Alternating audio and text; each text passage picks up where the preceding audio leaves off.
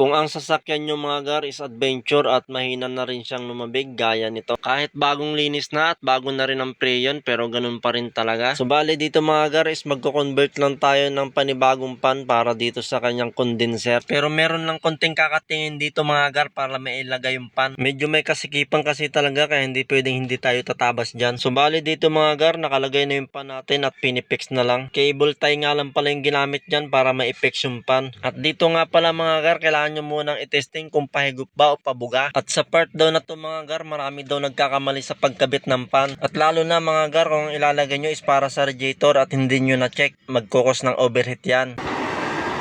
Baliktad. Bali wala na eh. Higop. Higop lang. Pahigop. Lampas ka din ang hangin. Hindi ba? Lampas. Mahina. Lampas? Patay. Lampas?